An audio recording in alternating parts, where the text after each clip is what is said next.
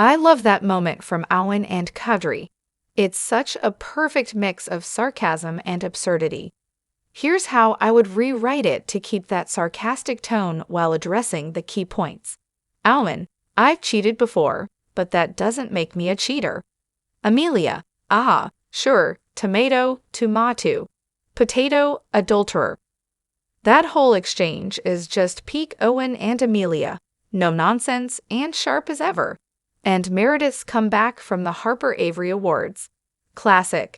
Here's a way to emphasize the sass in her lines. Meredith, with all the dry sarcasm in the world. Yes, you're an Avery by association. And don't listen to those idiots. They wouldn't know a world-class surgeon from some guy who spends his days building science kits in his mom's basement. I told you to steer clear of me today, didn't I?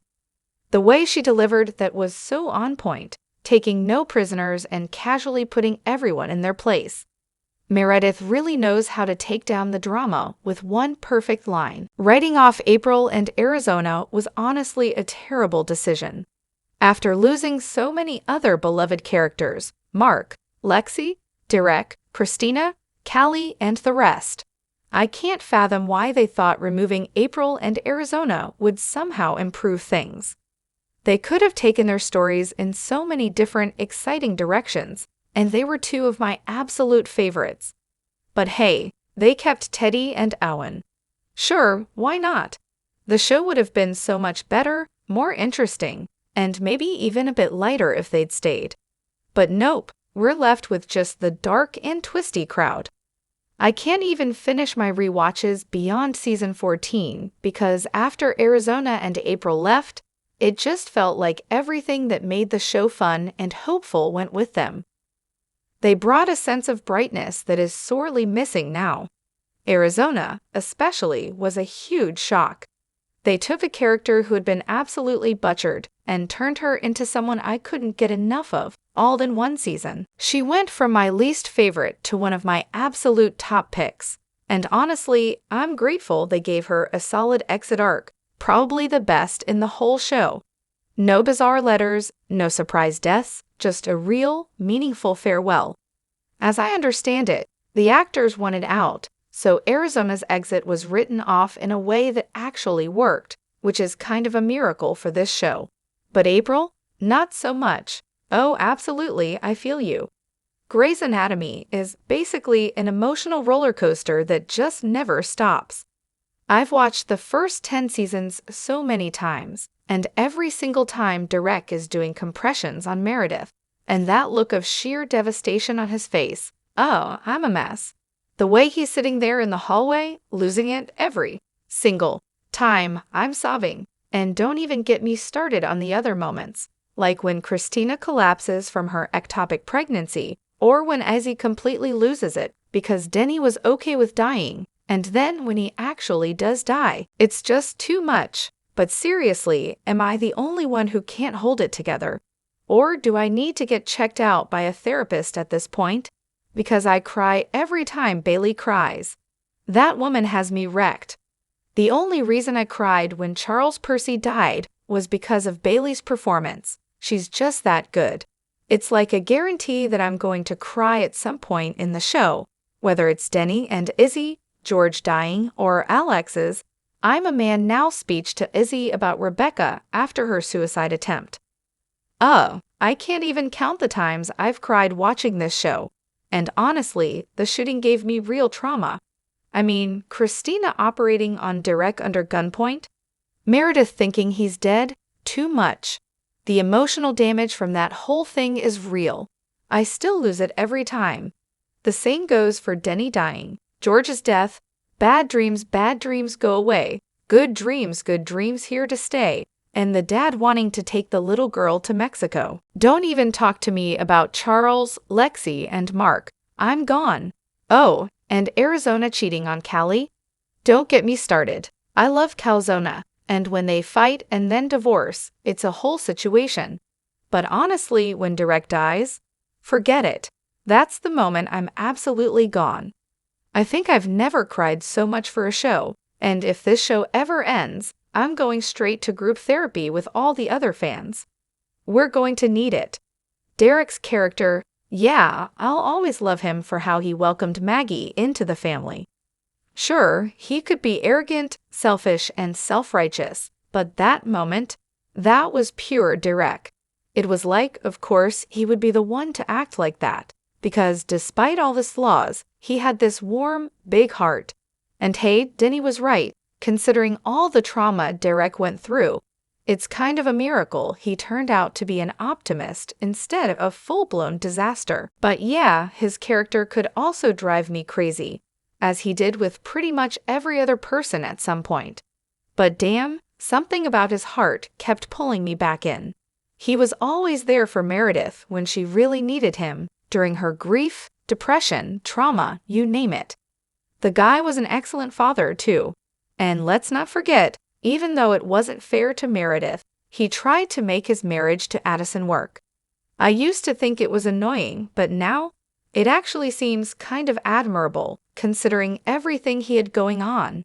He was loyal. He didn't just throw away relationships, even when they were messy. If he loved someone, he'd fight for them.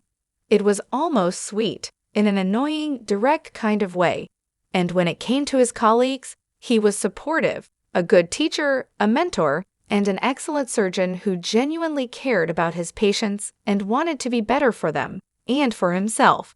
Even in small moments, he showed his loyalty, like when Bailey was upset in that elevator, and Derek, of all people, stopped it to give her a second to collect herself, exactly like she did for him when he was falling apart. A small gesture, but it said a lot. He loved his family and anyone who was family to Meredith, too. Lexi, Maggie, Amelia, heck, even Christina got a pass because she was Meredith's person. And he loved Mark like a brother, despite the whole Addison thing. But here's where it gets a little complicated. He chose Meredith and his family over this incredible opportunity to work for the president, and honestly, that was kind of selfish. I mean, sure, Meredith deserved her career, but if the roles were reversed, should she have just passed on a huge deal for him? I don't know, but that's just Derek, always putting his family first. And then the way he died. Honestly, it was pretty perfect. Derek may have made a huge, stupid mistake by getting hit in the first place, but before that, his first instinct was to help everyone in that crash, to save them. And that's not something a lot of doctors would do, outside of their actual job. Most would have been like, I'm not a doctor right now, I'm just a guy trying to survive, but not Derek. He didn't even hesitate to start helping. That was him. He was definitely arrogant and a little too aware of how great he was. But the thing is, he had every right to be. The guy was ridiculously talented, smart, and handsome. He was literally the perfect human being, and that's what made him so annoying at times. He was everything, and yet still somehow charming. You just couldn't hate him, no matter how much you wanted to, because he had this annoying, irresistible, golden-hearted vibe that made you forgive him every time. Honestly, if I were as talented, good-looking, and brilliant as Derek, I might have the same ego, so I guess I get it. Did you see the way he was looking at her? Did you? I know not everyone's on board with Winston and Jules getting together, but honestly, their chemistry is undeniable. That moment on the roof, the way he was staring at her, it reminded me exactly of how Eugene Fitzherbert looked at Rapunzel on the lake when they were talking about lanterns, and she mentioned how she used to watch them from her tower. It was that same intense, I'm falling for you look. I noticed it. And then, of course, there was the way he totally lost it when Richard found them coming from the roof. You could tell he was flustered, trying to play it cool but not pulling it off. Still, I'm not entirely sure I want them together. They both deserve someone who makes them happy, and maybe if this storyline continues, I'll be fully on board with them as a couple. I've heard a lot of people say they hate Winston, but I'm not one of them. I actually enjoy watching him come out of Maggie's shadow. As for the Jules thing, I'm just not feeling it for a couple of reasons. I think he'd be better off staying single, casually dating, and focusing on his career. And honestly, I'm not a Millen fan. I don't hate her, but she's just meh. Kind of like that entire class, honestly. Oh, absolutely. Dr. Richard Weber is a walking headache. It's like every time a younger doctor dares to make a decision he doesn't like, out comes the back in my day speech, complete with a side of respect your elders. It's honestly a bit much. And let's not forget all those times he's royally messed up because of his health issues, but just keeps on practicing like nothing's wrong. Seriously, how does that fly? But hey, I get it, I guess. I mean, he's that experience, plenty of it. So I suppose his whole "I'm just passing on wisdom" thing is his way of being helpful. If they don't want it, though, they're free to ignore him. But it's hard not to roll your eyes at the guy sometimes. The world of Grey's Anatomy is practically flooded with cutthroat, competitive, and often arrogant surgeons. So characters like Heather Brooks and Penelope Blake are such a refreshing change of pace. I know it's a popular opinion that Penelope's character is annoying or bland, and Heather was barely given time to develop before she was killed off. But honestly, I think the show tends to romanticize the Christina, Meredith, and Bailey types, those fiercely competitive, "I'm better than you" surgical sharks, so much that we barely get to see different personalities represented, let alone succeed. Sure, there are exceptions, like Arizona, who everyone thought was incompetent at first, but who turned out to be a fantastic surgeon despite her super cheery demeanor. I like Penny and Heather, especially because they didn't have that whole "look at me, I'm a kick-ass surgeon, better than all of you" vibe. Heather was just chill, laid back, and she definitely had the potential to grow into a great surgeon. Penny, on the other hand, was quieter and milder, never flaunting her talent, but she still earned Meredith and Amelia's respect, and even won a grant.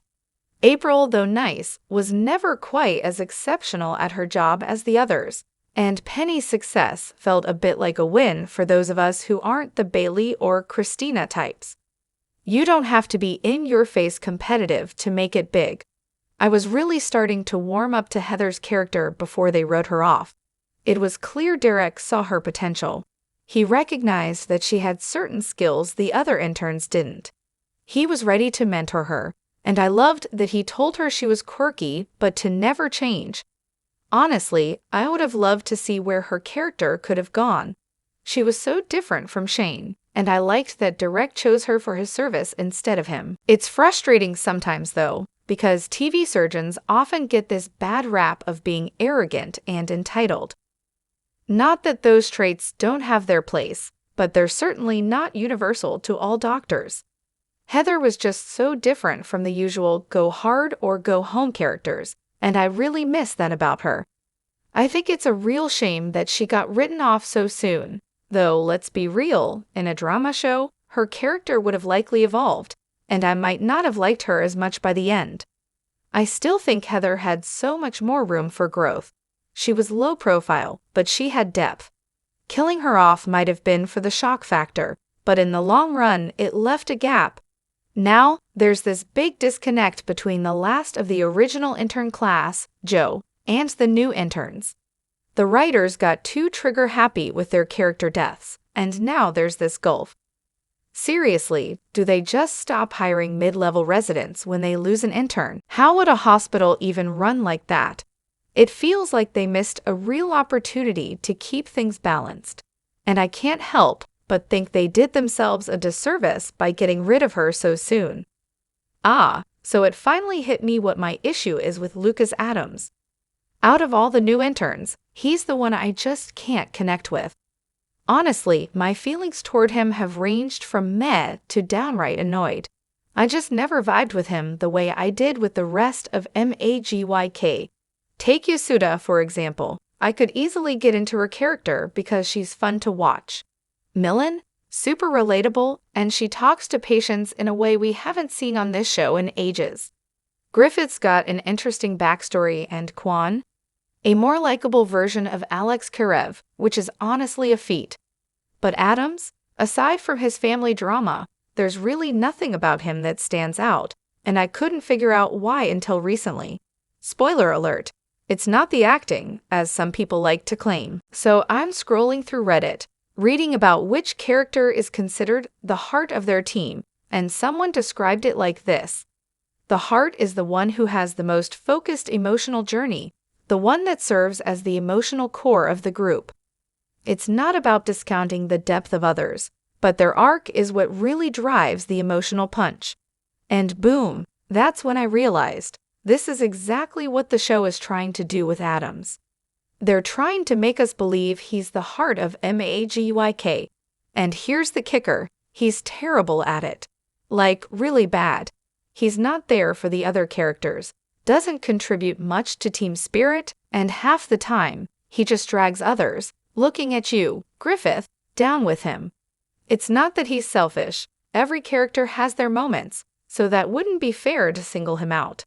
The problem is, he doesn't have any moments that make you go, wow, that was really generous or compassionate. Millen, Yasuda, Griffith, and Quan all have their selfish, competitive streaks, but they also have these moments where they show they're good people, good doctors, and good friends. Adams, not so much. But for some reason, they keep trying to shove him into these storylines that are supposed to make him look good, and, spoiler alert, it's not working. These plots would have been way better suited for other interns, ones who actually fit the role. I'm not saying they should kick Adams off the show, but maybe it's time for the writers to reconsider what they're doing with his character. He just doesn't resonate with viewers the way the other interns do. Honestly, I think Yasuda and Griffith have been much more the heart of the group. Wait, is he really meant to be the heart? Because if he is, I'd say he's more like the next Amelia, always the black sheep and screw-up. But honestly, we've barely gotten any insight into his family life outside of Amelia. If anything, Simone has been more the glue of the group since Mecca left. She's been there for Jules, she's supportive of Lucas, and she even tried to look out for Blue during the whole Molly situation. So yeah, if we're handing out the heart of the group title, I think Simone deserves it more than Adams. Grey's Anatomy just can't seem to let anyone stay single, can they? After Direct died, it's like they made a rule, no one gets to fly solo anymore. It's almost like they think that's the only way to keep things interesting, when, let's be real, the storylines have seriously gone downhill, except April's, of course, but even that's a stretch. People like Owen, Amelia, Maggie, and Meredith just can't handle being alone. I thought for sure Owen would be single for a while, especially after Teddy told him he couldn't be on his own. But no, he runs right back to Amelia. It's like he's completely oblivious, and it's honestly kind of hilarious. And then there's April getting back together with Matthew. After everything that's happened between them, it's just unbelievable. She was practically already out the door. Couldn't we get a single April for once? I guess not. It's almost like they didn't know what to do with these characters, so they just threw them into relationships to give them something to do. Jackson's whole storyline is just one big relationship roller coaster. Sarah Drew even tried to get them to let April stay single, but Krista wasn't having any of it. They didn't want to deal with the fans wondering if Japril would ever get back together. Guess we'll just keep forcing these couples for the sake of drama. So my mom had open heart surgery last week, and naturally, I get a call for an update. The person on the other end tells me the surgery is taking longer than expected because her tissue is more friable than we thought. Now, if you're familiar with Grey's Anatomy, you know friable tissue is code for this is going to end terribly. So of course, I start crying because in the world of Grey's, when something's friable, it's like the universe is about to collapse. Spoiler alert, the surgery lasted 3 hours longer than they told us, all thanks to this mysterious tissue. But you know, it's fine. She's fine. But seriously, who knew my comfort show would turn my anxiety up to 11? Hunt's anger and unresolved issues are so much like Kirev's, right? I mean, it's almost like they're twins. They both have this charming habit of flying off the handle, shouting at anyone within range, and acting like they're the only ones who actually know what they're doing. The self-righteousness is just chef's kiss. No growth from Hunt in season 13 so far, Same old story. And Kirev? Well, he's still Kirev. Sure, Hunt never went full savage mode and beat someone into a bloody mess over a simple question, or tried to guilt someone into not pressing charges after said beating. And Hunt didn't post sexually harassing photos of a colleague either. But let's not pretend Hunt's all saintly.